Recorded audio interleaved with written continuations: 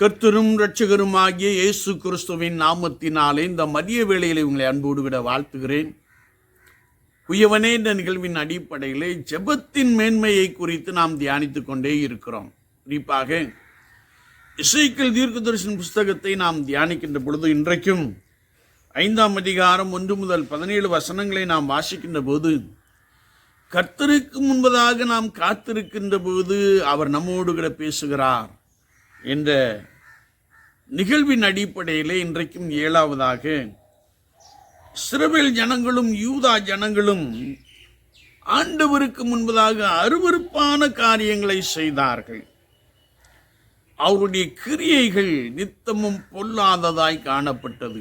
எகிப்தின் அடிமைத்தனத்திலிருந்து அற்புதங்களாலும் அடையாளங்களினாலும் வெளியே அழைத்து வரப்பட்ட இஸ்ரவேல் ஜனங்கள் கர்த்தருக்கு பிரியமில்லாத காரியம் செய்தபடியினாலே ஆண்டவர் அவர்களை பார்த்து சொன்னார், என் கட்டளைகளுக்கு நீங்கள் கீழ்ப்படியவில்லை, என் நியமங்களை நீங்கள் கைக்கொள்ளவில்லை, எனவே நான் உங்கள் நடுவிலே பஞ்சத்தை வருவிப்பேன், அப்பம் என்னும் ஆதரவு கோலை எடுத்து போடுவேன், அது மாத்திரமல்ல அந்நியர்களுக்கு முன்பாக நீங்கள் நிந்தையாகுவீர்கள், கொள்ளை நோயை வர பண்ணுவேன் என்று சொல்லி ஆண்டவர் தம்மால் தெரிந்து கொள்ளப்பட்ட ஜனங்களுக்கு செய்ய போகிற காரியங்களை குறித்து எசேக்கியேல் தீர்க்கதரிசியின் மூலமாக மிக தெளிவாக சொல்லுகிறார். என்னை கேட்டுக்கொண்டிருக்கிற என் அன்பு சகோதரனே சகோதரியே, கர்த்தருக்கு முன்பதாக பரிசுத்தத்தோடு கூட காத்திருக்கின்ற பொழுது வரும் காரியங்களை குறித்து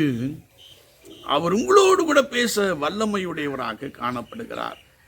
நாம் கர்த்தரால் தெரிந்து கொள்ளப்பட்டவர்கள், கர்த்தராகிய இயேசு கிறிஸ்துவின் இரத்தத்தினாலே கழுவப்பட்டு பிரித்தெடுக்கப்பட்டவர்கள், அவர்களுக்கென்று பிரியமாய் வாழ்ந்து அவரை பிரியப்படுத்துகிற அனுபவம் நிறைந்தவர்களாக ஒவ்வொரு நாளும் காணப்பட வேண்டிய நாம் கர்த்தரை விட்டு விலகி காணப்படுகிற அந்த அனுபவத்திலே ஆண்டவர் சில காரியங்களை நமக்குள்ளே அனுமதிக்கிறேன் என்று சொல்லுகிற ஒரு வார்த்தையை நாம் வாசிக்க முடியும்.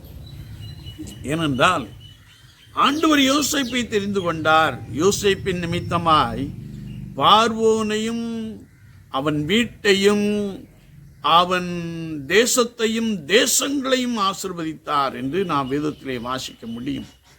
ஒரே ஒரு யோசேப்பின் நிமித்தமாய், அவன் தேவ ஆவியினாலே நிரப்பப்பட்டிருந்தபடியினாலே அவன் நிமித்தமாய் பார்வோன் வீட்டை ஆசீர்வதித்தார், தேசத்தையும் பஞ்சகாலத்திலே தேசங்களையும் அவர் யோசேப்பின் மூலமாய் ஆசீர்வதித்தார் என்று வசனம் சொல்லுகிறது. எனவே விசுவாச வாழ்க்கையிலே நீங்களும் நானும் கர்த்தருக்கென்று பிரித்தெடுக்கப்பட்ட அனுபவத்திலே பாவத்திற்கு விலகி பரிசுத்தத்தை காத்து கொள்ளுகின்ற பொழுது உங்கள் நிமித்தமாய் ஆண்டவர் தேசத்தை ஆசீர்வதிக்க போதுமானவராக இருக்கிறார்.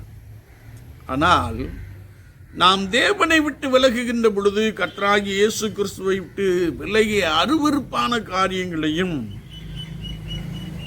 நித்தமும் நம்முடைய யோசனைகள் செயல்பாடுகள் கர்த்தருக்கு பிரியமில்லாமல் காணப்படுகிறபடியினாலும் ஆண்டவருடைய கட்டளைகளுக்கும் நியாயங்களுக்கும் கீழ்ப்படியாதபடியினாலும் கர்த்தர் தம்முடைய ஜனங்களுக்குள்ளே பஞ்சத்தை வருவிப்பேன் என்று சொல்லுகிற ஒரு வார்த்தையை நாம் வாசிக்க முடியும்.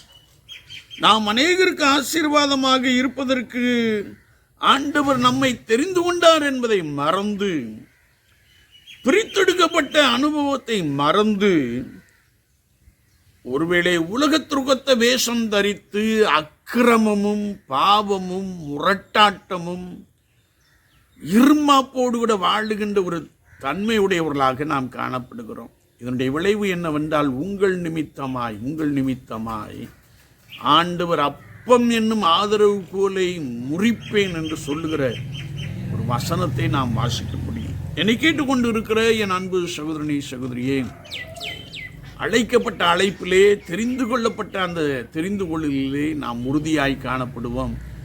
அனுதின ஜீவியத்திலே நம்முடைய வாழ்க்கையின் அனுபவம் கர்த்தராகிய இயேசு கிறிஸ்துவை மாத்திரம் பிரியப்படுத்தட்டும். மனம் திரும்பி குணப்பட்டு கர்த்தராகிய இயேசு கிறிஸ்துவின் இரத்தத்தினாலே கழுவப்பட்டு சொந்த இரட்சகராக ஏற்றுக்கொள்ளுகின்ற பொழுது உங்கள் நிமித்தமாய் தேசத்திற்கு சேமம் உண்டாகும், நன்மை உண்டாகும் என்று வசனம் மிக ஆழமாக கற்றுக் கொடுக்கிறோம். விசுவாச வாழ்க்கையிலே நாம் எப்படிப்பட்டவர்களாக இருக்கிறோம்?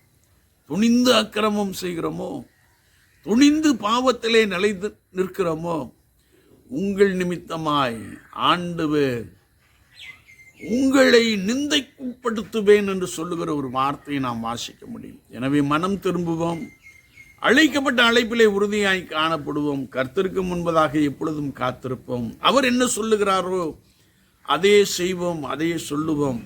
உங்கள் நிமித்தமாய் தேசத்திற்கு சேமம் உண்டாகட்டும். ஆமீன், ஆமீன்.